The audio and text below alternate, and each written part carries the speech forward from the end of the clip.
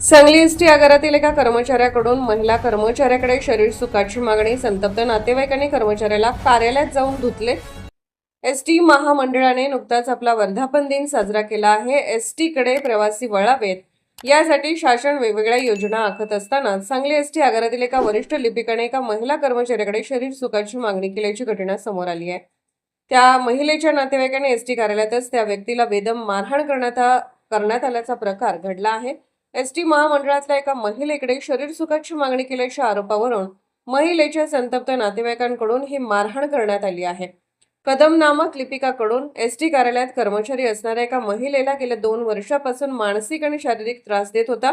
याबाबतची वरिष्ठांकडे तक्रार करून देखील कोणतीच कारवाई होत नसल्याने संतप्त महिलेच्या नातेवाईकांनी आज थेट एसटी कार्यालयामध्ये पोहोचत संबंधित लिपिकास बेदम चोप दिला आहे. त्याचबरोबर या कर्मचाऱ्यावर सांगली शहर पोलीस ठाण्यामध्ये गुन्हा दाखल करण्यात येणार असल्याचे नातेवाईकांकडून स्पष्ट करण्यात आले आहे. एसटी कार्यालयामध्ये महिलेच्या बाबतीत घडणाऱ्या या प्रकाराबाबत वरिष्ठ अधिकाऱ्यांकडून मात्र मौन बाळगण्यात आल्याचा आरोप करण्यात आला असून महिला कर्मचाऱ्यांच्या सुरक्षेचा प्रश्न निर्माण झाला आहे. महाराष्ट्र वेद न्यूज ब्युरो रिपोर्ट सांगली.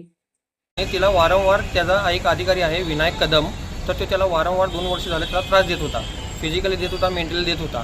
त्यांना आता 2-3 वेळा वरती कंप्लेंट पण करून पण वरती काही ते दखल घेतली गेलेली नाही आहे. तर त्यामुळे आता शेवट आमच्या हे नातीशी आल्यामुळं आम्ही पूर्ण फॅमिली येऊन हे आम्हाला शेवटचं पाऊल उचलायची पाहिलेली आहे आणि हा दाखल करत आहोत. त्यांच्या वरिष्ठ अधिकाऱ्यांशी पण भेटलं. त्यांनी म्हणतात ठीक आहे बघतो बोलतो. त्यांनी पण स्वतः त्या पीडित महिलेने पण तिथं वरती कंप्लेंट केली होती 2-3 वेळा, तरी पण तिथे झालेलं नाही आहे त्याचा अभिप्राय. अंमलबजावणी म्हणताना आज आम्हाला शेवटचं पाऊल उचलायची पाहिजे. त्याला चांगलाच प्रतिसाद दिलेला आहे आणि त्याला चांगलाच मार दिलेला आहे त्यांनी आम्ही चूक आणि आता पोलीस स्टेशनमध्ये आम्ही गुन्हा दाखल करत आहे.